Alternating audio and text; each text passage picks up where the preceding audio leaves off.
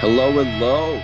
Welcome to episode 40 of the Great Canadian Hockey Podcast. On behalf of my festive self, James Parisi, and my co host, Aiden Sarah, we welcome you along for this one. And speaking of my wonderful co hosts back in BC, how are we doing, fella? I'm thrilled to be here, I can tell you that much.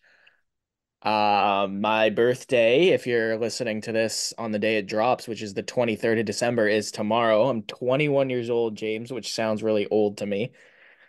Probably not so much. Wow, that's wild, dude. That's so old. Yeah, it's definitely like the last one, right? Like you're legal everywhere. There's no real like, oh, nothing you're waiting for, right? Um, No, I would say birthdays are pretty cool for a couple more of them. Because for 22, even if you don't like Taylor Swift, which I'm not a big Taylor Swift person, it is ironically funny to put on that one that's like, I don't know about you, but I'm feeling 22. Yeah, that like you just throw that one on and like whether you laugh or your friends laugh, someone's going to laugh. So there's something there. And then if you're a sports fan, 23 is your Jordan year. And then like so it just like sets up this dramatically big expectation for you to achieve normal things. But it's pretty cool. And then I think 24 is called your champagne birthday, and I don't know why, but it is. And then 25 is kind of cool because it's like a quarter century. 26, that's the one I got next. There's nothing special about 26. I don't know, like I have, of course, a stopwatch going. This is kind of how James and I edit this. Every time we mess up, I'll put the timestamp down so that when I'm editing, I know. And I'm sitting here trying to decide whether I want to cut out James singing Taylor Swift or not, because I didn't like that. And I don't I know. don't care if you like it or not, to be honest. It happened. It did happen. I don't know. I don't know how I don't know how that's gonna sound on the finished product, but I didn't write down the timestamp, so it looks like it's staying in. And so I just want to forewarn everybody here. Audio may be not as perfect on my end as usual.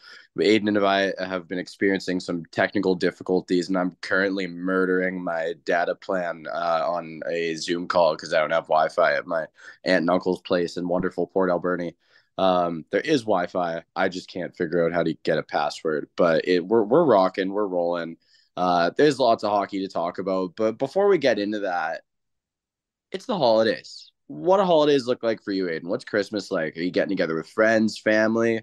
Like for me personally, I have a big Christmas guys' night with everyone from my hometown, full of debauchery and swapping old stories and making new stories. And that one is always very fun and expensive. And it's like a much needed catch up for everyone as we've all kind of gone our separate ways. And then I do Christmas Eve with my dad. We typically get Chinese food and then hang out and watch a bunch of old movies. And then Christmas Day with the fam, which I start with a nice rum and eggnog. And I don't even like eggnog, but it feels proper. And then I play Santa under the tree pretty much. So I hand out all the gifts for my whole family. I don't know why that's delegated to me, even though there are two small children who should have taken over this role by now. But that's still me, and yeah, I limp through the day, having a great time, and eat a bunch of great food, and then rush my way back to Vancouver. Sweet. That's it's a ton of fun. It's obviously for you a ton to look forward to. Usually on the 23rd, we have kind of like an extended family get together. Last couple of years, that's been a little bit hit or miss. We're not doing it tonight. But 24th is, yeah, like I said, it's my birthday, and for my entire life, Christmas has just been celebrated on my birthday. So tomorrow's our big turkey Christmas dinner. We're having it at my parents' house here. And then for years, Christmas morning would be we would play a hockey game and then have breakfast. If we are doing that this year, nobody's told me. It hasn't been in the last couple years for a few reasons. Like it's been snow or it's been, like my dad had a bad injury to his foot, and So it's been a while. I don't know if we're doing it this year, but regardless, whole family's here. They sleep over 24th, Christmas morning 25th. And then it's the in-laws, other family, and now for me it is also my in-laws Christmas dinner on the 25th. Um, so I'm going to Caitlin's on the night of the 25th for their dinner. And then of Okay, course okay. Dial it back here. Who plays in this hockey game? it would be two of my uncles, myself and my dad, along with like if it was at my uncle's house, he would have neighbors who would come out. If it was at my house, I have a buddy across the street that came out with us a couple times. Um, when my grandpa was a little bit more mobile, he would be out there. But it's been a while for him. Wait, wait, but on ice? No, no, no, no, no, no, no, no, no. Street hockey.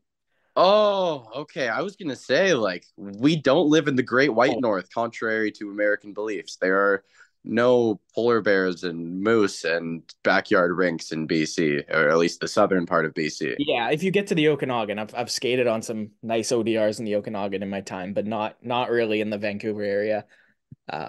That yeah. When it gets cold enough in Port Alberni, we have one that's like halfway up the mountain called Loon Lake, and it is awesome. Like every guy and their dog posted a picture of them holding a hockey stick on the outdoor rink on their Instagram, wearing a toque and some obscure hockey jersey growing up. Like that was a staple. I myself had one, but it has since been archived. Nice, nice. Yeah, yeah. An outdoor rink is never something to turn down if you're a hockey fan. Yeah, and then obviously Boxing Day is is usually reserved for my dad and I to watch the start of the World Juniors. Canada Finland on Boxing Day this year is at 5:30 in the morning. The plan is to turn off all notifications, record it, and then watch it when we wake up. You're uh, not gonna wake up for it and watch it live?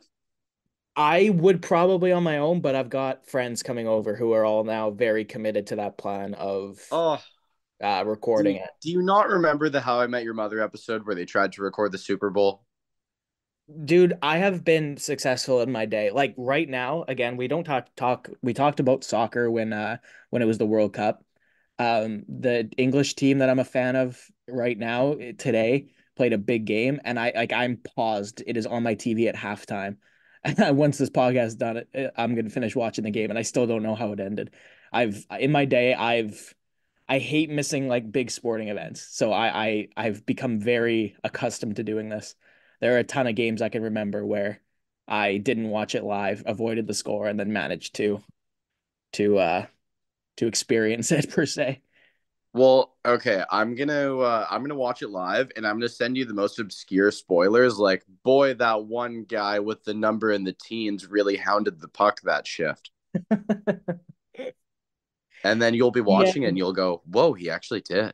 There were, yeah, like I remember the 2020 bubble playoffs was happening kind of like it was so mid-COVID that the only thing I could really do was work. So I was working a ton and a lot of the shifts conflicted. So I watched a lot of those Canucks games very much after my shift was over. And I can recall only once out of maybe half a dozen games that I had to watch that way did I see a spoiler. And it was completely my fault. I think I just forgot to turn off notifications and I got the final score one. Um, but I'm quite good at that. So we'll see if I can be successful at that come Boxing Day. Rest of them I will be very, very happy to wake up for. I will say I'm fully incapable of doing the record it and watch it later. I can't do it. I need to watch it live or not at all, or I'll watch a replay knowing the score, just as background noise, pretty much. But I can't record and watch later. It's not in my repertoire. It just feels like fundamentally wrong to me. Yeah, yeah. To me again, it's just I hate missing the games so much that I again I've just become used to it. Yeah, away she goes, away she goes. Well, speaking of things that you're missing, one of them as a Canucks fan likely won't be playoffs, as your Vancouver Canucks are sitting pretty damn high in the standings, Aiden. How the hell do you feel? Good. The question, of course, that has to creep in is sustainability. Their shooting percentage is pretty high coming into the Christmas break. That obviously statistically isn't sustainable to be shooting at that high of a clip, but when They you won't be first by the end of the year. They won't. No, I would be surprised if they end up winning the President's Trophy for sure. But you know what? It seems like they got one of the top three spots in the Pacific on lock. I would really like it to be one of the top two spots in the Pacific, right? Like, I think that should be the goal, is first or second. Obviously, if you finish second, it looks like it's going to be the LA Kings. Vancouver and LA, I don't hate that matchup. I strongly value goaltending.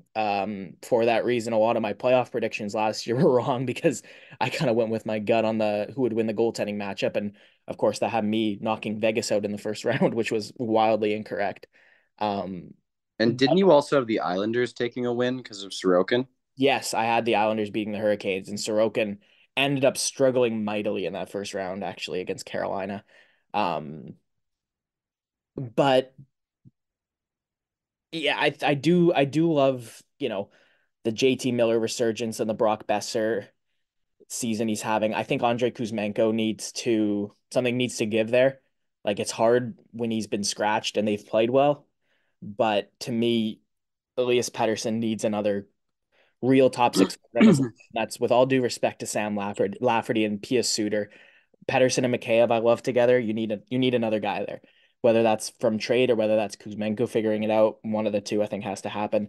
And then looking at the defense for sustainability, you need at least one more. The Zadorov acquisition was good. He's played well.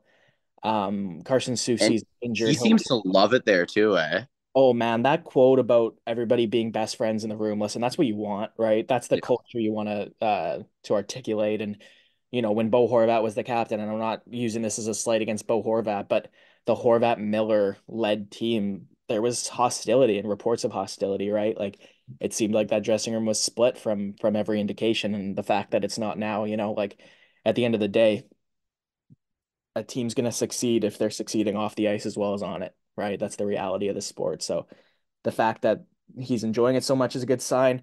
Washington looks like they're going to sign Ethan Bear. Vancouver got priced out of that. I would love one of those Philly guys, man. Sean Walker, Sealer, or something. You're probably not getting Travis Sanheim, but problem with You're Philly, not getting Travis Sanheim. yeah, There's no way. problem with them is how good they're playing, right? Like, and if they're going into the playoffs, they're not going to be sellers at the deadline. We'll see if they sustain their standings position as well or not. I mean, do you really care about the rebuild all that much if Cutter Gauthier looks like he could be a 1C and then like Michkov rolls in a few years? Like, you kind of missed out on a couple of A-level prospects coming in by having a few years being terrible. But do you really care if the fans love it and you have a couple studs coming in? If I'm Philly, I'm still selling because I think that Gauthier and that Michkov and Forster, Cam York, that is your core. That is the core that you're going to succeed with. So Bobby Brink, Travis Konechny. exactly. Well, and Konechny's an interesting case. What the question I think you have to pose if you're the Philadelphia Flyers is look at the Brink, Michkov, Forster. Carson Bjarnason's a good prospect in that system. They've got Oliver Bonk in that system, which we're going to watch him at the World Juniors coming up right here. He's Um, nasty. he's a very good defenseman, great puck mover. So for Philly, the question you got to ask is, looking at our current assets, who is going to be in their prime or be a good enough contributor to that core? Owen Tippett, yes. Morgan Frost, again, he's had some problems with Tortorella. If they can figure out their relationship, I would say yes. Cam York, obviously.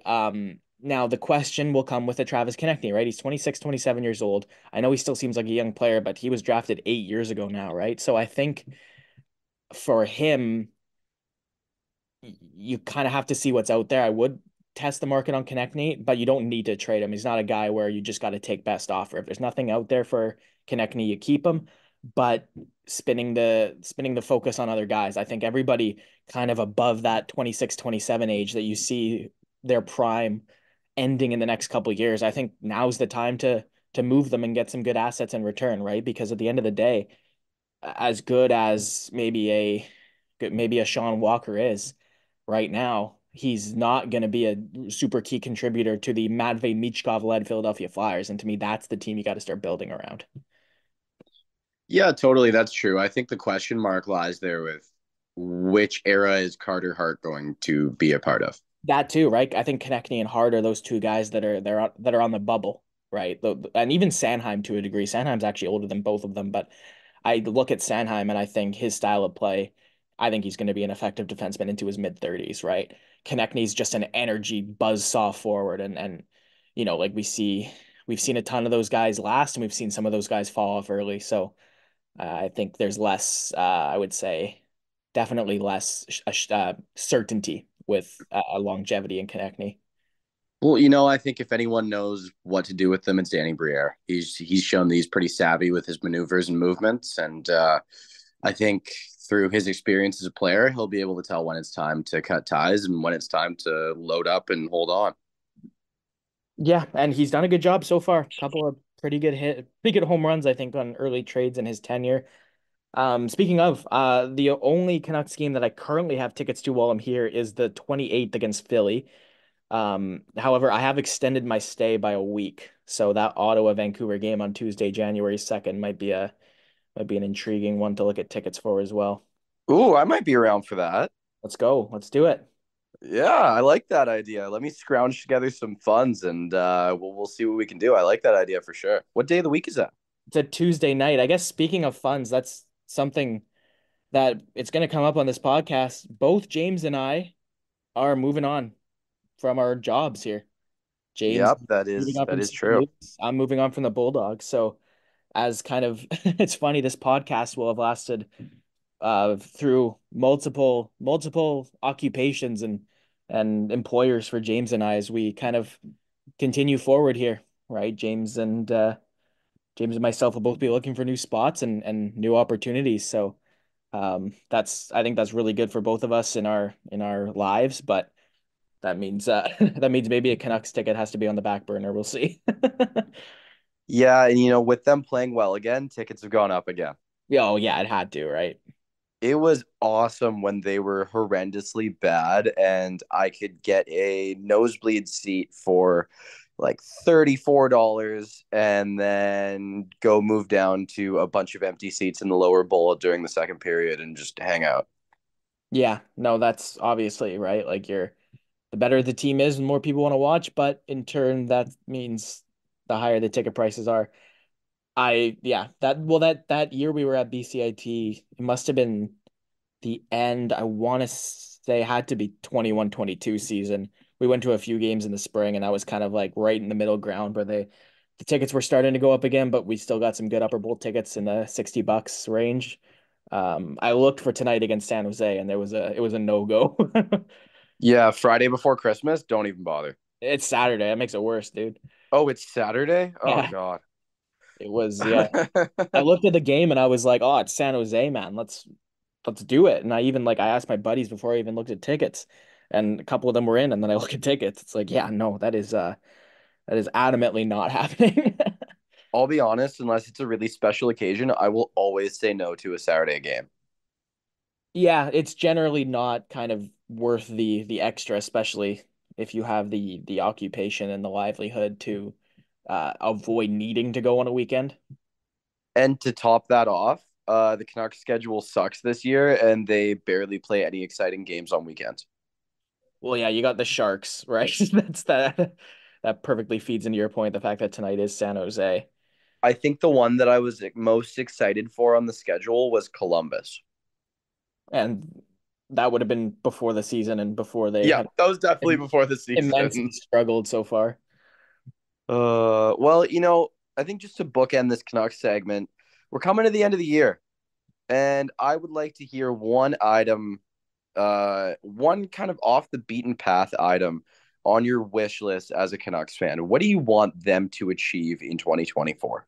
What would you like to be accomplished? But don't give me something so straight edge. Give me something a little bit odd. I don't want to hear competes in the playoffs. I don't want to hear has a great regular season and builds momentum into next year. Give me something odd. It's hard because the one I had, I wouldn't necessarily classify it as odd, but it's been a long time. Elias Pettersson's Calder Trophy is the only individual piece of hardware that a Canuck has brought home since Daniel Sedin won the Art Ross in 2012.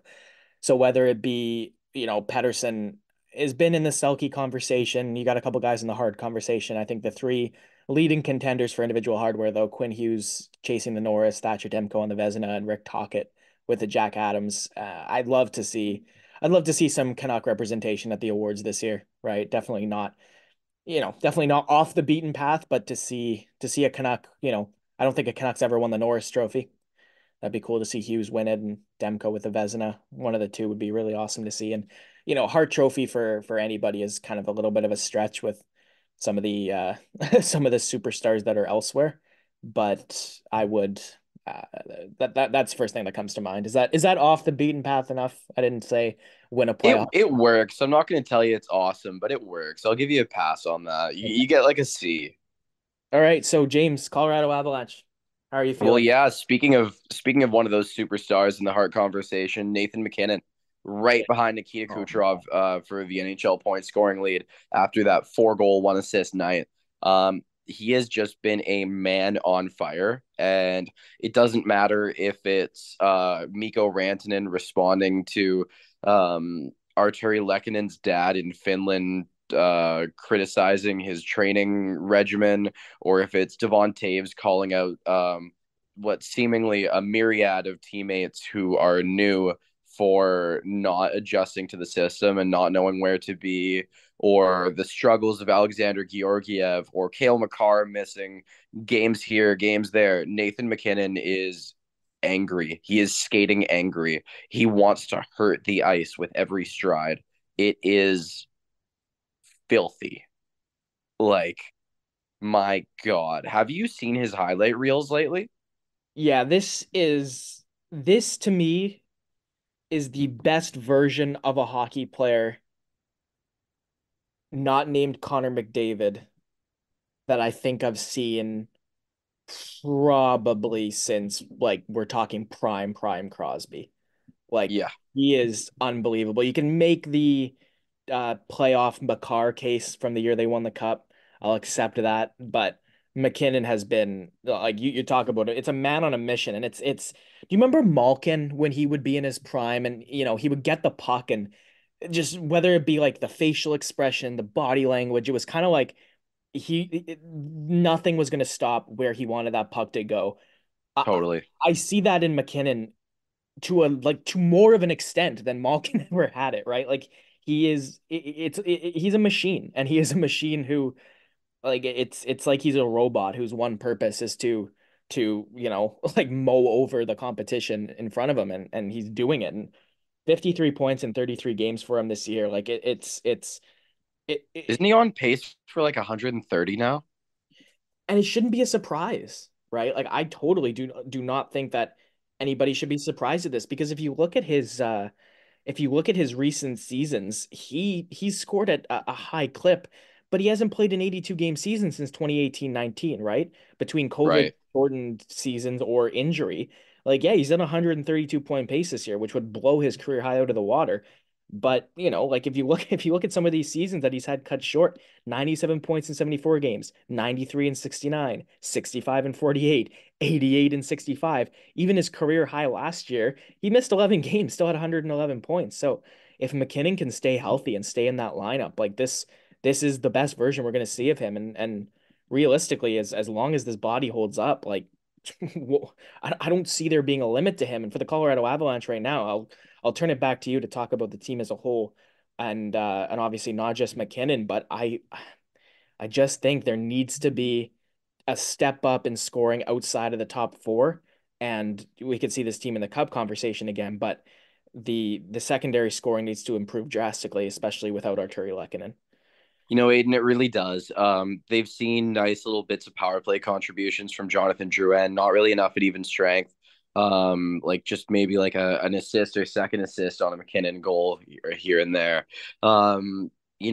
They're I think some of those depth scoring issues up front come from issues on the back end right now. Makar keeps missing games. Sam Girard is just now on the path to returning from the player assistance program. He admitted himself because of anxiety related issues, I believe. And then you're putting so much on Devon Taves. Bowen Byram, he he passes the eye test every time, but it seems like he's dealing with something. It could just be fatigue. Um, this is kind of the longest he's gone without missing significant time due to an injury. And you got to wonder if there's some fatigue setting in. He's still a young guy getting used to the rigors of the NHL schedule.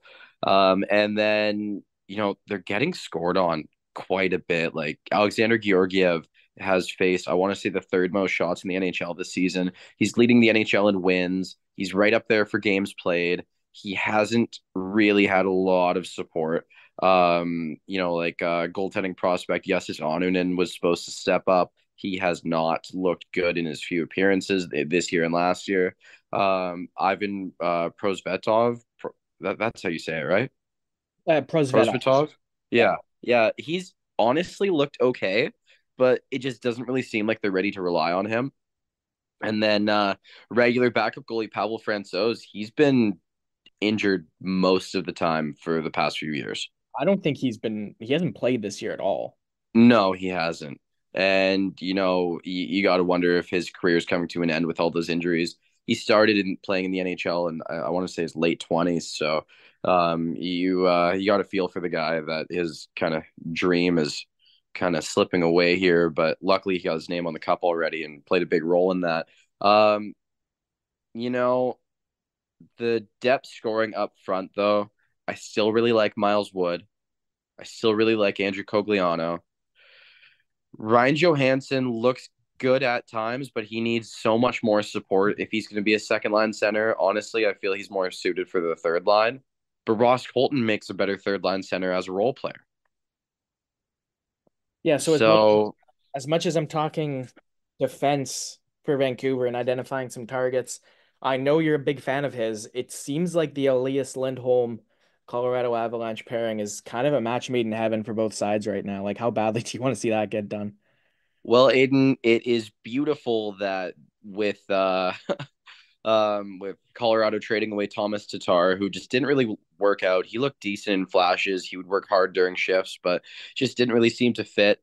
They have, I believe, just shy of enough money to squeeze Elias Lindholm into their cap situation. And now, of course, Just shy. Lindholm on an expiring contract, there would be not a lot to stop Calgary from retaining salary. I believe you can only have three contracts retained at a time if you're the Calgary Flames, but Lindholm's contract's expiring. And of course, if the Colorado Avalanche choose to extend Lindholm, Calgary would be in no way responsible for any of that future contract. It would just be the 1 year they're retaining for. So if need be, the Flames retaining on Lindholm wouldn't be out of the question, nor of course would it be for them to take salary back. Um, provide like if you're trading a roster player along with, I'm sure, some futures to the Calgary Flames. Um, Totally. And in terms of futures, I imagine it would be one of Sean Barron's or Mikhail Gulyayev as D prospects, probably a couple draft picks. Colorado's draft pick cupboard is still pretty full. Like they seemingly want to reset that prospect cupboard and just kind of load up again as they had before. They have Callum Ritchie as well. I don't think they want to move him. I think they'd be willing to move on from Oscar Olausson, who wouldn't really contribute a ton of value, but some as a former first round pick who's been struggling a bit in the AHL, maybe just needs a bit of a change of scenery. Um, yeah, I think they could acquire him. My question is, why hasn't it happened yet? Yeah, I do think the Callum Ritchie of it all is going to be a big thing because if I'm Calgary, that's kind of a guy that I more so than Gulyayev, that's the guy I'm identifying and saying I want this guy on my team. Nothing against Yeah, Gulyayev, he looks very good in the KHL. He's already played 40 games this year, and playing 40 games as an 18-year-old for a decent team in Almas Skavengard is a good sign. He's playing a little bit of a sheltered role. His points kind of reflect that. But if you're Calgary and you're looking at how much success Connor Zari's having, Callum Ritchie and Connor Zari are different players. But what I'm saying is, all of a sudden with Ritchie and Zari, you're almost looking at the 1C, 2C spots at least being filled in pencil, right? Like not necessarily having those guys staple. They of course have Samuel Hansek in their pipeline. Dylan Dubé's a young player on the team. We're obviously going to kind of watch him. Matt Coronado, I think, has been good in the games that he's gotten into so far for them as well. They've got Jacob Pelletier. Like I think for Calgary, having Richie as kind of a, as much of a blue chipper as anybody, I think is important. And that's Totally. I think that's something they need to prioritize in that deal. And you know what? You're telling me that Colorado doesn't want to move on from him. That might be the big, thing that they're tugging war over right now is if not Richie, then maybe how many picks have to go back in return. Well, I think I think with Nikolai Kovalenko coming in at the end of the year, which is still the thing I'm most excited for, um, I think that would make them more willing to move on from Callum Ritchie, is knowing that he's coming. Yeah, and Kovalenko hasn't played yet this season, has he? In the K, Yeah. uh, I thought he was piling up a little bit early on in the year, wasn't he? I could have sworn. Oh, sorry. Yes. He hasn't played. He's on loan at Nizhny Novgorod. I was looking at his AK bars Kazan stats and they weren't there. I was a little bit confused at that. But he's on loan at Torpedo Nizhny Novgorod, 29 points in 27 games. Yeah, you're right. And yeah, this is somebody you mentioned at the beginning of the year.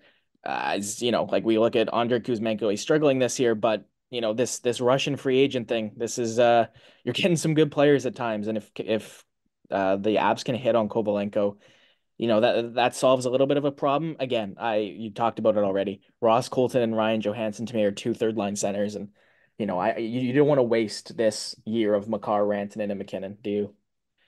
No, definitely not. Definitely not. And, with it being what felt like a positive transition year, they came out so hot, winning their first 5 or 6 games. And it looked like Ryan Johansson could be that second line center, but it just doesn't seem possible without Arturi Lehkonen.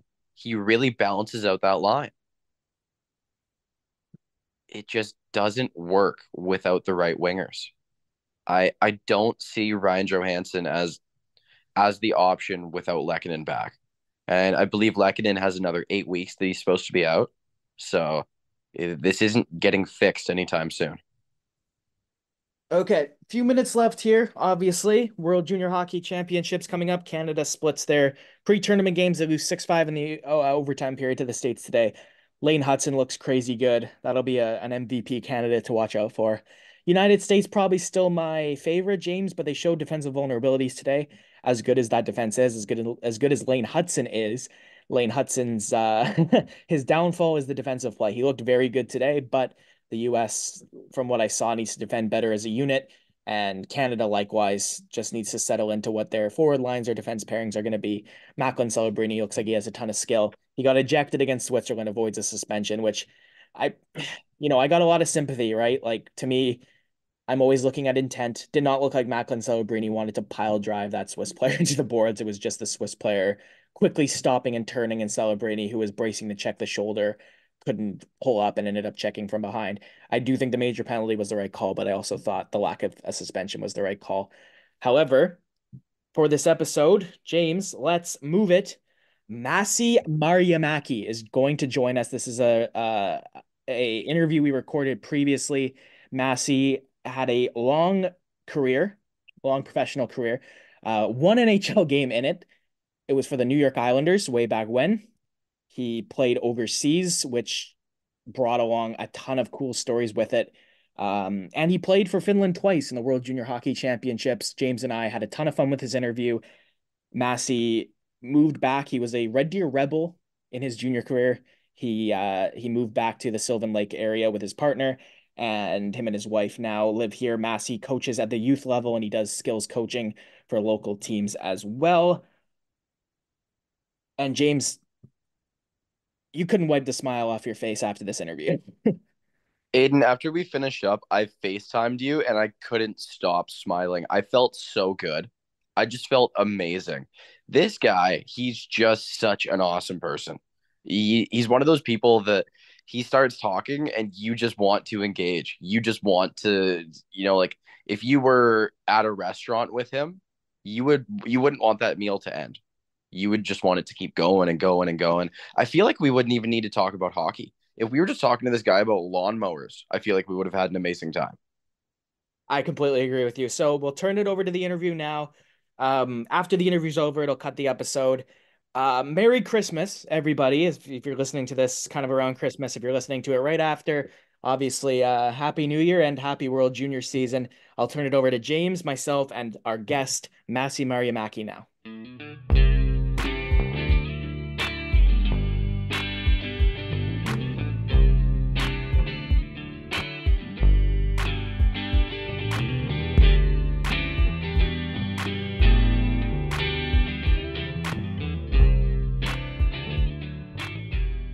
All right, so as we mentioned, it's Masi Marjamäki, New York Islander for one game, Masi. I guess we can start there.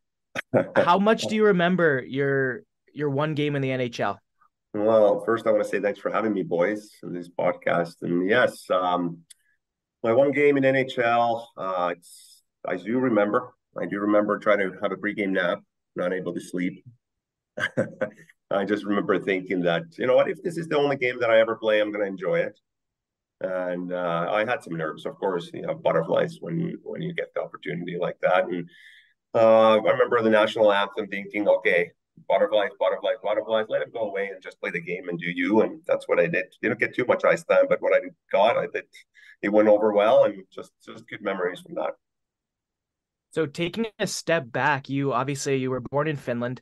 You Yeah. played hockey in Finland until 2002, and you came to play in the WHL for the Red Deer Rebels. So how much do you remember about that decision to come to play major junior in North America? Like, is there anybody you remember helping you along Yeah. the way with that transition? Yes. So at that time, I was playing in Finland, and always North American game was, close to my heart. North America was close to my heart. I wanted to come over and have the opportunity to play in the best league in the world. And I guess my agent at the time, he was started talking to me that there might be an opportunity to go play in Western Canada, and I guess the whole Canadian Junior Major Hockey League because there's a draft for it, right? So I was 17, U17. We played a national team tournament in Winnipeg, and that tournament went well. And then later that year, there was two options, I guess. There was Kelowna and Red Deer who were interested, and then Red Deer ended up picking me, and the rest is history. And yeah, that was kind of the start of it, and never looked back, so to speak. Always was happy about that decision to come to North America, and I'm still here, so it can't be too bad. So I gotta ask, like looking at that Red Deer roster, there's some polarizing names for sure. Like Boyd Gordon's a pretty popular name around the NHL. Do you have anything to say about him as a teammate that year? It looks like he really lit it up. Boyd Gordon was phenomenal. Well, hell of a career he had, and hell of a player. Really a stand-up dude, class act. Really, really good teammate. One of the leaders on the team, and he's it was eye-opening when I came to, first of all, the Red Deer arena the first time. Obviously, everything is bigger and better in North America, as they say, especially in hockey-wise. And coming from playing junior A hockey back in Finland, which is, it's not the level that major junior is in Canada. So he, great teammate. Watch his skating ability and way he carried himself. And there's so many other players in that team. That's a good name drop. But yeah, he was one of the best for sure. Definitely. And then just one of the other ones that I have to bring up, because I know we're going to talk World Juniors later on. I see that Dion Phaneuf was on that Red Deer Rebels team. Tell me a little bit about a young Dion Phaneuf and we scary, got scary, a scary player to be playing against. That's for sure. You got to keep your head on the swivel. Every time you play against Dion, his skating ability and the way he hits people was, in junior level, he was a man already at that time. The way he could read the game and pivot and come across the blue line. He's reading the game. He was a hell of a player, Dion Phaneuf. And I was glad to be able to be a part of that team, that's for sure. As a fairly young guy, when you're practicing against a player like that day in, day out, do you find you're more prepared for physicality from other guys on a nightly basis when you're playing against them? What are you used to that? Yeah, I would say, even coming from Europe to North America and coming to the smaller rinks, and especially in Western Canada, knowing at that time and that era that it is a physical game. So yes, and our coach Brent Sutter, he wasn't he he wasn't he liked the physical game, let's say, put it that way. So every practice we treated as like a game. So we would battle, we would have the good old gauntlet if we weren't playing very well. I don't know if you guys are familiar with the gauntlet, but hitting drill, so to speak. But yeah, we practiced as we prepared for the games, and the physicality was part of it every day. And then you prepared for it, you got used to it, and the games, they were just like practices then. I guess just one more little jumping off point there, like coming straight to North America and playing hockey under Brent Sutter. What was that transition like? Like, what were some big takeaways you learned pretty fast? Well, the language barrier was the first. So I was speaking English. I wasn't, I understood English a little bit, but I wasn't speaking much. Lucky enough, everything is subtitled back home. So we watch TV, which is in English. So learning from that, but the language barrier was, I guess, the biggest thing. It was probably around Christmas time I started to feel more comfortable. And when I say language barrier, that comes with communicating with buddies and then actually understanding the systems and what we try to implement every day. So that would have been the biggest thing. And obviously, then the quality of the players in WHL at that time, like there were some really good players, and then bus trips and all that. But yeah, I thought I adjusted pretty well. Christmas time, I start feeling more comfortable, and then the end of the year was better as well. But yeah, learning curve for sure, but never look back. And I always recommend for players to finding themselves and putting themselves in the challenges and kind of go from there. So with your junior career, I've never talked to somebody who ended up in the NHL draft twice. And I understand that happens when you get drafted. And then when you Yep. don't sign an entry-level contract, you have the option to go back into the drafting and draft it again. You were picked 66th by Boston in 03 and 144 by the Islanders in 05.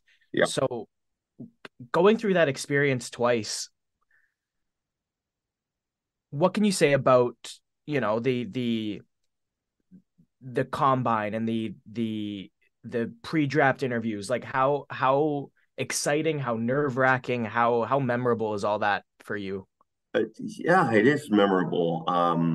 Of course, young dude, 17 years old, you get interviewed by these NHL teams, GM, scouts. It is a bit of a pressure cooker situation, especially with not speaking the language perfectly, obviously, and you want to come across as transparent and good as you can. Exciting time. At that time, I just took it a step at a time and went there and I was myself. And exciting, nervous, but I remember sitting on that draft. It was in Nashville, and when they called my name, it wasn't. It was a step to the right direction. I knew I was in the right path, obviously getting drafted, but it was one of the things that you dream of as you go to practices and spend the time in outdoor rinks and just dream of, right? So super excited, super lucky to got drafted.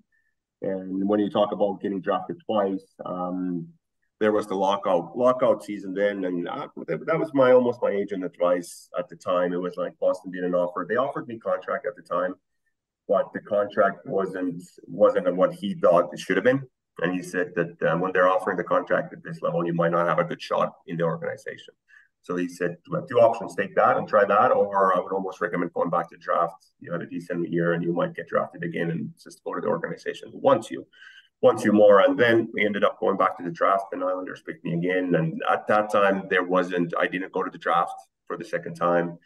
There wasn't much interviews at that time. They already knew like the teams. I kind of went through the cycle already, and then Islanders picked me, and we ended up signing a deal right away with them.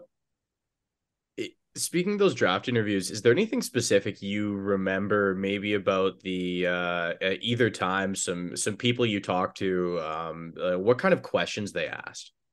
It's more about sometimes they play the good cop, bad cop. Sometimes they ask trick. I don't remember exactly any specific questions, but I just remember it's a test of character kind of a little bit. They look how you handle yourself in a pressure situation and how you carry yourself, how you look them in the eye when you shake their hands, and it's more about that and kind of get to know you in a little bit better.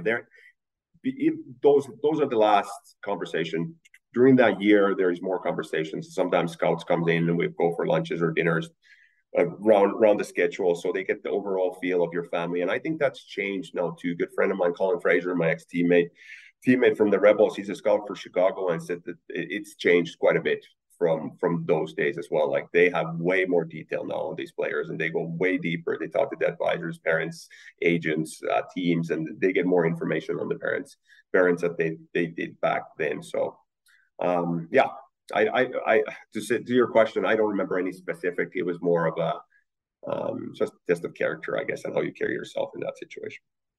I feel like that's got to be pretty interesting when you walk out of there as a kid, right? Like, because at that point, you're Yes. still a child. Like you're probably thinking about it, like, how did I do?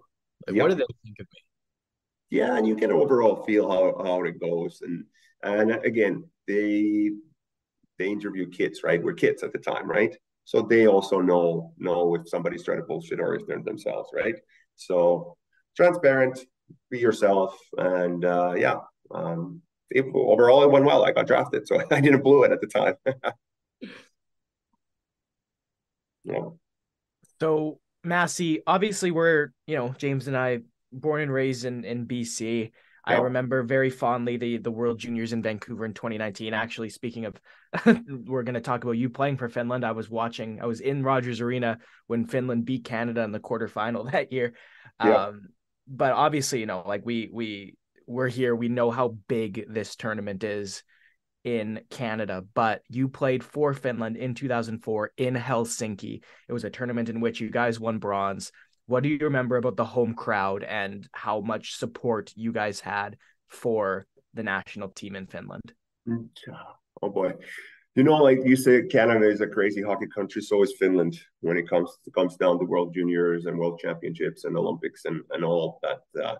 Yeah, a tremendous support from the home crowd. Of course, our games were all sold out. Honored to play for Team Finland, especially represent country in Finland when the World Juniors are there. Only good memories. Everything was handled class act, and super excited. Have family and friends in the stands to watch you and support you. And yeah, only good memories from that tournament, absolutely. And still in contact with some of the teammates because they became teammates later on when the career went on. And just we had a good group of guys in that tournament, and that's why we were maybe a little bit an underdog when you look at maybe some of the other rosters, but we became a team and very played for each other, and that's how we ended up winning bronze. I mean, just looking at that roster, like it's filled with guys that have pretty recognizable names, and the one that jumps off the page right away, Valtteri Filppula, like that was a Yeah, player in the NHL for a long time. What was it like playing with him, and how well did you know him going into the tournament? I didn't know him very well going to the tournament. He played in the Finnish league at the time, and I was already playing in North America. So I didn't know much. I knew of him, of course, and then we had some camps and I got to know him. But yes, what a player, unbelievable. His favorite player is Datsuk, and you can see where he carries him in the corners and how he uses his stick. Obviously, Datsuk is unbelievable, but so is Walter Filppel, and I can see. I remember some stuff that he did in that tournament. It's just like unbelievable. Toe drags, pulling offs, left and right, scoring goals, and yeah, honored to play with him. And yeah, I actually did end up playing in the same line in one of the games, and it was fun. So I'm going to ask about a specific game, and now this game is from 2004, but looking at the looking at what happened, I'm gonna take a guess that this is a pretty memorable one for you. It's the quarterfinal of that tournament. You guys are playing Russia. Not only are you playing Russia, you're playing a young Alexander Ovechkin. Yep. Evgeny Malkin is on this team, and not only does Finland win this game on a Valtteri Filppula goal with 13 seconds left. The Yep. reason the game was tied was because you, Masi, scored to make it 2-2 in the second period and 3-3 in the third before Valtteri scored the winner. So what do you Yep. remember about that game? And obviously, how how significant your contribution was. Well, yeah, Ovechkin was so still, everybody knows about Alexander Ovechkin at that time. The hype was already there, right? So everybody was obviously keen on him and watching him and what a hell of a player. And I remember the going to the game, being excited. We were, it's Russia. It's against Russia, right? Mother Russia, who's on the east of us. And going back, like that's when we talk about history now a little bit, going back to the wartime. So Winter War 45, we had a war against Russia, and they got a little piece of our land, and it goes all the way back there, our kind of like rivalry against Russia. So huge game against them, obviously, and home crowd. Talking about the goals, I ended up tying it 2-2 front of the net, shoveled it in. Obviously, confidence goes up from there. Game goes on, and actually, what ended up happening, I turned the puck over. Where I think it was Ovechkin who scored that 3-2 goal. Yes, it was. So I turned the puck over around the blue line. I tried to go back with it and kind of made a not the great play. And he went around and scored 3-2 leading. And I'm just thinking, oh boy, here we go. And I carried myself, and then ended up getting the puck on the left side, racing down, and had a good shot, maybe around top of the circles, and went in and tied it up, and unbelievable feeling. And then Walter Filppula comes in, and actually his goal, he tried to dump it in. If you'll remember, he tried to dump it in from the blue line. The goalie, for whatever reason, he was going towards his glove, and he kind of missed it, and then went it in, and we beat them in 13 seconds before the game ended. So yeah, phenomenal memories from that era and that tournament, and especially from that game. Yeah. You know, Masi, I always say, like I've talked about on this podcast a million times about how the reason the World Juniors is my favorite hockey to watch is because it's such raw emotion and talent. Like it's kids out there, and it feels like hockey in its purest form at one of the biggest stages. And that game was probably such a big moment. Can you I mean, I know it's a long time ago, but can you kind of describe the feeling on the bench and in the room? I mean, like after that goal is scored and after you guys win the game. Of course, I don't remember exactly. Anytime you accomplish a big win and the emotions are running high, we knew that a job was well done, but the job wasn't over. Right, the tournament still continues. So we enjoyed that for a little bit, and then we regrouped and started focusing for the next game, kind of thing. But yeah, those tournaments are always unique. You go game by game, practice by practice. You try to live in the moment, and hell of a good feeling. I don't remember anything other than a little bit. It's been 20 years. It's been 20 years. I don't have too much like some of the stuff, but yeah, good feeling obviously after the game, and when we just start focusing on the next task ahead. So as dramatic as that quarterfinal against Russia was, it's almost maybe more so in the bronze medal game against the Czechs. You guys are down 1-0. Yeah. Late in the third period, and you get 2 goals in just over 4 minutes to win the game 2-1. And obviously, you get to celebrate, you get the medal in front of the home crowd in Helsinki. So what do you remember about that third period against the Czechs to take home your World Junior medal? No, I remember we were down, like you said. I didn't think we were still believing. We knew what we were capable of doing. We grew during that tournament tremendously from the start of it, and games like beating Russia, obviously, you build on that, right? I know there was a game between we lost US, but then going to that bronze medal game, we played exhibition game against Czech that year, I think, and we beat him, if I don't remember wrong. And from that, you're just building up. And I remember that winning goal, Oxa scored the winning goal, and it was just unbelievable feeling. I almost knew we had it in the back there before it was a couple minutes left, but that feeling just carried over. And then celebrating from the home ground, from your family, your friends, and everybody. And it's great memories. Where's your bronze medal? It's in a drawer. It's in downstairs with all my other goodies. I haven't put them out anywhere. It's not anywhere in a trophy cabinet or anything like that. It's been retired almost 3 years ago now, but I haven't pulled anything out. I have a bunch of jerseys and other stuff from my career that I have in a drawer there that will come out one day when I get my basement ready, maybe.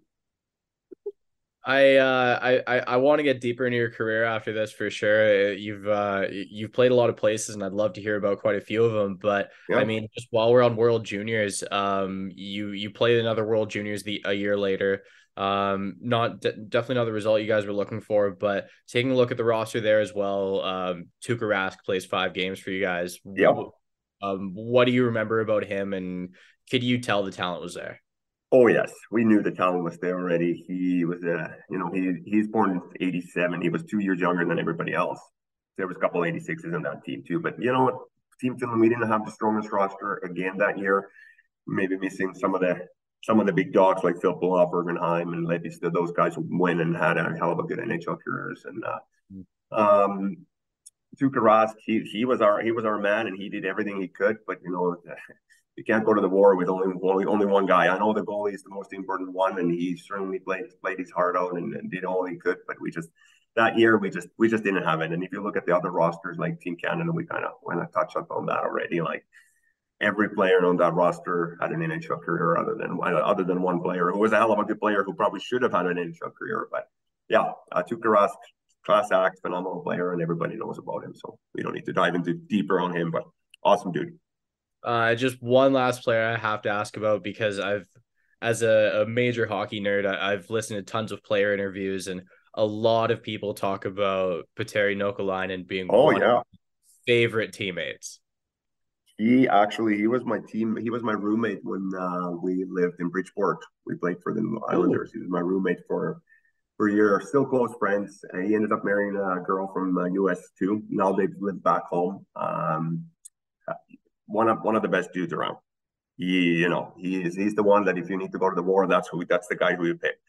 He phenomenal player. Unfortunately, he ran into some really, really bad injury trouble in his career as well, and that kind of ended up his career too early. But phenomenal player. Very good hockey IQ, skating ability. He had it all. So coming out of playing these tournaments and having like a pretty successful junior career, I mean, you played Red Deer, you put up some pretty solid numbers in Moose Jaw to end that junior career. How are you feeling going into pro at that time?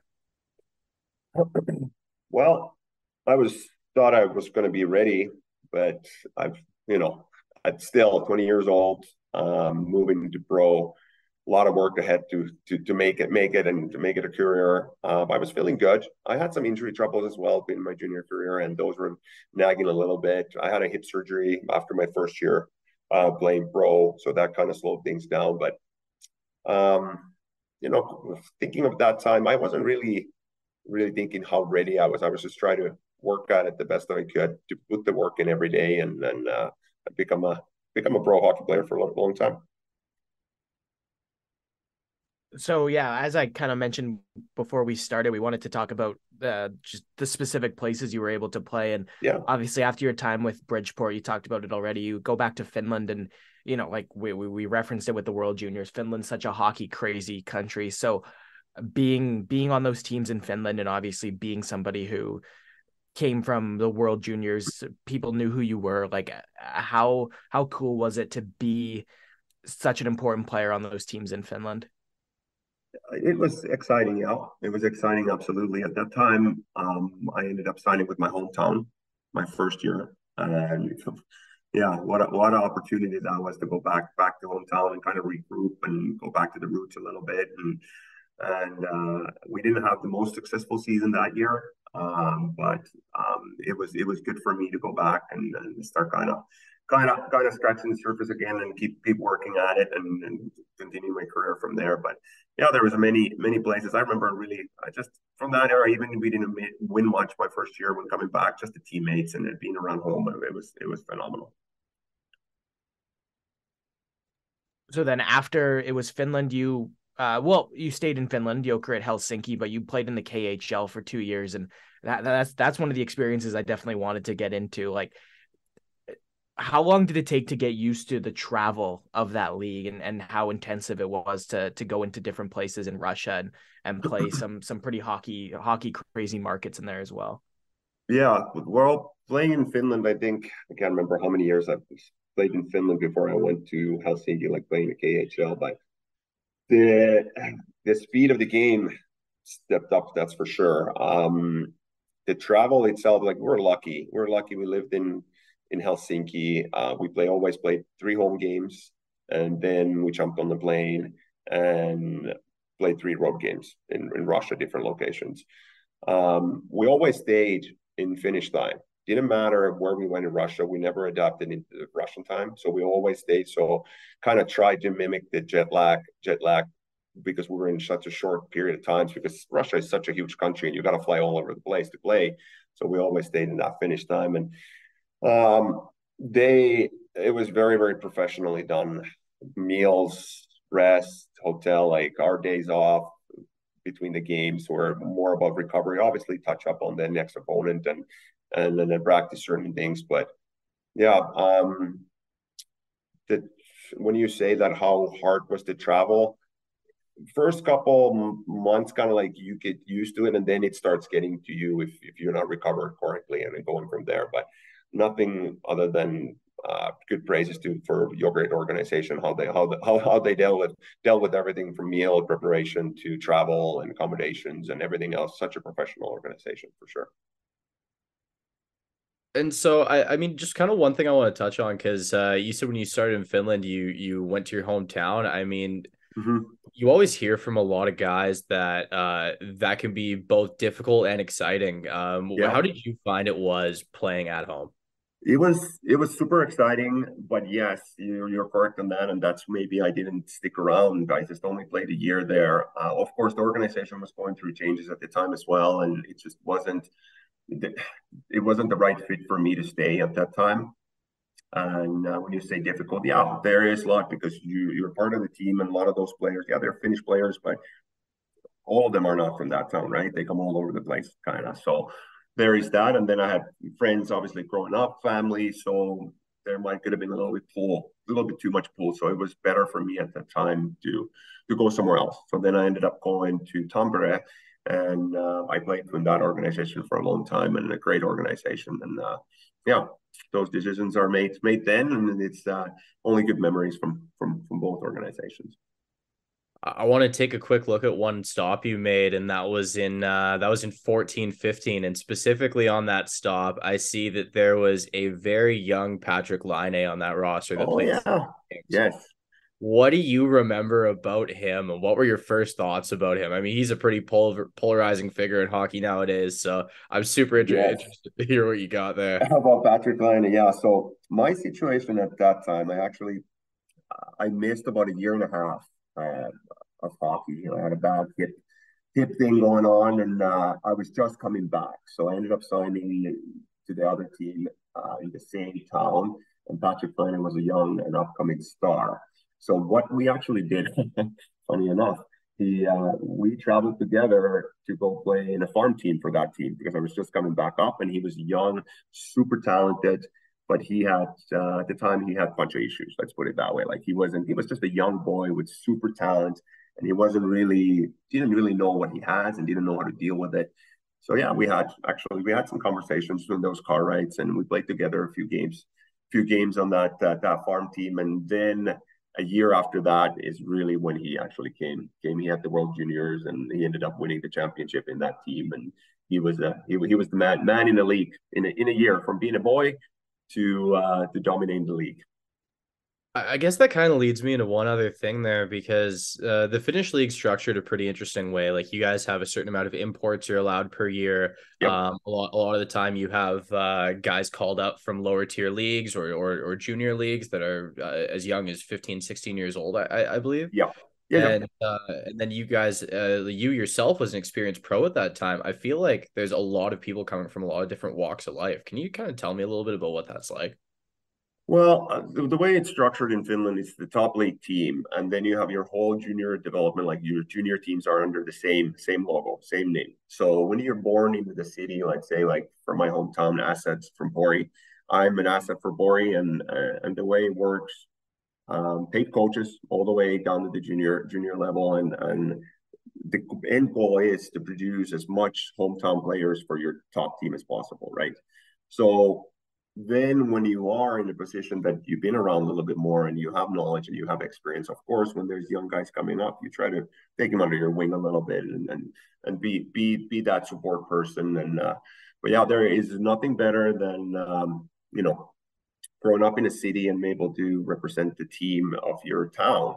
And then from there on, then obviously dreams go higher that you obviously want to approach to the top leagues in NHL and so to speak. But yeah, that it's a differently structured, and I believe why Finland is having such a success with players and goalies and everybody else compared to, because we don't have the masses of players. Finland only has 5.5 million people, 5.5 million people, and there is a saying that there is as many. This goes down to, I think, 2010 statistics, and let's say I might be wrong, but they said that there is as many indoor hockey rinks in Canada and there is registered hockey players, junior hockey players in Finland.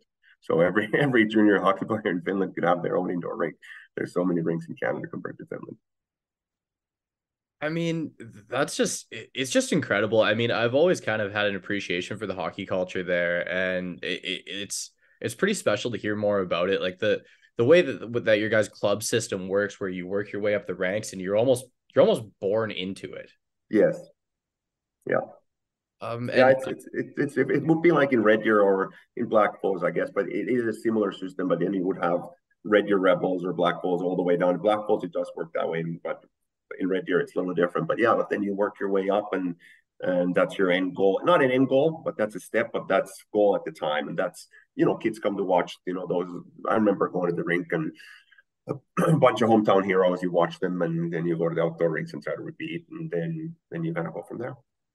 Were any of these hometown heroes or role models anyone we would recognize, or is there anyone you look back on that you kind of appreciated or looked up to big time growing up? Yeah, no, there is, but you wouldn't recognize the hometown heroes. My favorite player growing up was Steve Yzerman. That time, I got my Nintendo for Christmas, and Detroit was the best team in that, and then it got kind of went from there. But yeah, you wouldn't recognize the hometown players. But Steve Yzerman was my favorite growing up. So Masi, yeah, like we're talking a lot about the hockey culture in Finland, and you mentioned playing with Patrick Laine in the 1 year, and then the next year is when he had that World Junior success. Obviously, you played against him, and you would have been playing against Jesse Puljujärvi and Sebastian Aho as well. Yep. So how well do you remember how big that Finland team was in that Helsinki tournament in 2016? Because honestly, I would struggle to remember a more talented team in the last 10 years. You had Rantanen, you had Roope Hintz supplementing that top line, and like how much of a national celebration was that in Helsinki when they won that tournament? Oh, that was an unbelievable team. Yes. The way the team carried themselves too, like they become a team in that tournament, like you saw it from the start, and the talent they had, it was a big thing, and they still talk about it. That's probably one of the best World Junior teams ever Team Finland ever had, and it was celebrated really, really loud and clear, and it was that team that year. It was magical actually when those boys played. The goals they scored, and the team they were, and the way it ended with the OT win, and it was great. I have to say, I mean, I'm a huge Colorado Avalanche fan, have been my whole life, and I just remember thinking, God, this kid is going to be so good. Like it was mind-boggling, and you put it just right, magical. Like it felt like almost scripted how great it was. Yeah. I just can't imagine being on hand for that celebration. That's phenomenal. I mean, I know I keep bringing up your teammates, but you've played with so many incredible players, and there is one more. This is the last one on my list. I was putting a list together before we came in, and it looks like in 17-18 you played with one of my favorite players to watch right now, Eeli Tolvanen. Can you tell me a little bit what his talent was like? That kid came out of nowhere. Literally. Like, of course we knew of him, but that year he came, and his shooting ability is obviously he's NHL. He's walking that flank all the time, and he scored so many big goals for us. When you're at that age and you come to play in KHL and that opportunity, sometimes you don't even realize, you don't have the fear of failure. Like, you should never have a fear of failure, but when you keep playing, you establish a certain level, and if you're not hitting that, it is mental. You battle with it, like of the fear of not producing and not being able to. But when you're at that age, you don't have any of that. And he came in unbelievable. From the first game on, I think he scored a hat trick in his first KHL game. And just that shot, and not even the shot, the way he can beat it as a smaller player in KHL. And there's some big Russians out there, let me tell you, and they're not nice. They're not nice. So get to that front of the net, get to those dirty areas. It takes some guts. And the way he was able to do it, and he scored some humongous goal in playoffs that year for us. And yeah, phenomenal player, stand up to it as well. And you can see he's still going at it, and he has many more years to go. I mean, just kind of bookending your career here, and we've talked about a couple of these younger guys you've played with, and you probably took on a different role with these teams later on. Can you tell me about just what it's like near the end of your pro career, like feeling the end is coming, but relishing the moment? What's that like? I always picture myself, if I had been a pro athlete, just wanting to keep going as long as I could, but it'd be really interesting to kind of hear it from your eyes. Well, it's like I try to always be very professional when it comes to carrying myself and nutrition and sleep and the recovery part of it, and then just putting the work in every day. But when you start realizing that there's not so many more years to go, you even put more emphasis on that. The first guy at the rink, and you do the things right, and you just lead by example, so to speak. There's not much more to it. You just carry yourself with professionalism and try to do all the things, the small things right, because they matter. All the little small things, they stack up. And yeah, it's every day you live in it, you breathe in it, and you don't take a moment for granted. And last one on this last stop in your pro career, I'm so curious about it because you hear so much about all of these guys going and playing in the EIHL at their careers. How was Cardiff? What was it like? What was it like seeing Castles as you're riding the bus? I'm so curious about this. It was actually unbelievable. I would say lucky that I was able to finish my career in Cardiff.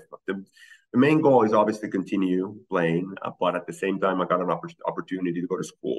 So way it works in the UK most of the times that they offer these scholarships. So you can go and get a degree into your career, and even if you have a degree, you can up it, right? So, and the hockey in UK, it's actually it's really, really good. It's not the top tier, bigger rinks, they fill out more professional. The smaller, the bottom end, I guess there is some sketchy places as well. I'm not gonna color it too much, but one of my favorite places kind of brought me back to the junior feeling of the team, because we had only a handful of guys from UK itself, and everybody else is an import. So when you come together, and we had such a good team. They were actually, I joined the team, and they were very successful before already. So they had that, the base, what it takes every day. And the same thing there when, I knew it was end of my career. I just put the work in every day. And I have to mention that Class Act organization, again, Cardiff, nothing but praises for them, the way they took care of my family, how the kids went to school there, how professional the rink was. And nothing but praises for Cardiff, and very happy that we made that decision as a family to go there. So after that season, what made that the right time to retire? COVID. I probably still would have played, to be honest with you. My wife always jokes around that if it wouldn't be for COVID, you would still be going at it. I said, probably, honey, yeah, probably so. But you know what? Things happen for a reason. I had an 8-year-old daughter at the time, 5-year-old boy. We needed a base, home base. And we decided to move this way, and it's been great. And you know how they talk, being a professional athlete, and it's glamorous or this and that, but it's a lot of work for the family. It's a lot of work for the wives and the kids too. We basically, if you go year by year on contract, I was lucky we were able to stay in Finland as long as we did. But some of the other guys, they pack 5, 6, 7 hockey bags, especially if they have a family. They move into new location, new housing, new homes. Yes, it's exciting, and yes, you learn a lot, and you get to know people, and that's almost the best part of it. You get to know a lot of good people and learn the culture wherever you go. But it is hard on the family. So for my sake, it was the right time, and yeah. been happy with that decision. So obviously right now, we've talked about it. You're doing skills coaching for junior hockey, but you're also coaching. You mentioned that you have 2 kids. You're also coaching for your kids. So Yep. what's that like to be able to kind of impart that hockey experience and that hockey knowledge into your own 2 kids and get them passionate about, what you made a career in? Yeah, it's different now. Coaching Maverick, he's U9. Autumn plays baseball, which I don't know much about, and she plays volleyball as well. So I'm not so much hands-on on that, other than support her, of course. But with Maverick, a little more in the hockey side of things. And yeah, it's been great. It's been great to be around those kids. To be honest with you, at that age, it's more important that when we go on the ice to keep them engaged and ensure that they are, having fun at what they do. And when it's easy to say, oh, they just gotta have fun, but they're not gonna have fun if they're not engaged. So engaging them and then kind of try to teach them the little things at this time and the passion for hockey that if these kids want to someday to be in and proceed a professional career, it needs to come from inside, right? You can only teach so much, right? So I always say it's important to be at the rink, important to practice, important to do that, but it's almost more important what happens 23 hours away from the rink. They gotta be at those outdoor rinks, and they gotta play with that stick in the basement and do those things if they really are passionate and they want it. So, but yeah. Masi, I got one more, and Yeah, buddy. I gotta say this has been a ton of fun. Like I honestly can't picture a better way to spend my Friday morning off than Awesome. sitting here shooting around about hockey with you. This has been just fantastic. Okay. I mean, I always wonder about this when you look back at your career and you're sitting down with your friends or family around the holidays, and maybe someone asks you what's one story you look back on that's your favorite story about your career to tell anyone. I mean, whether it's a big moment or just a good time with your teammates, whatever it is, what's your go-to? We kind of, that World Junior game against Russia, that's one that I don't really want to, that's been fun. But if they really ask, like, what is your favorite memory? And then the memory is just being a part of the team, winning. There's not really one.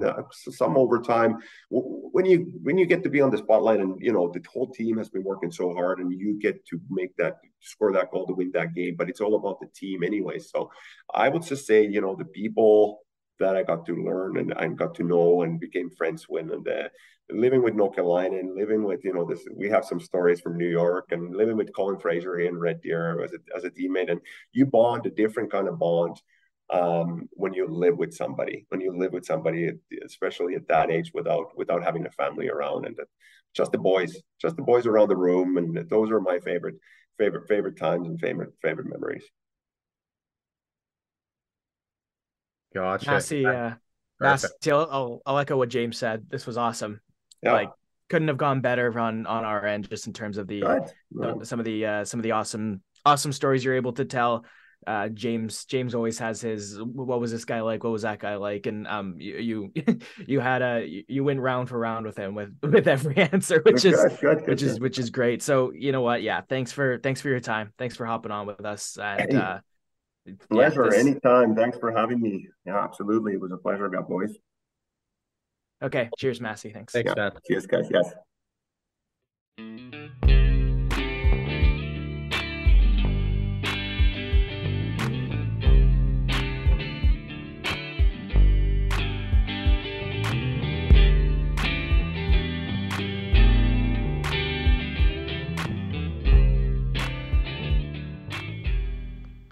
Thank you all for tuning into that one. We hope you loved that interview just as much as we did. Masi is one hell of a dude, and it was just an awesome time.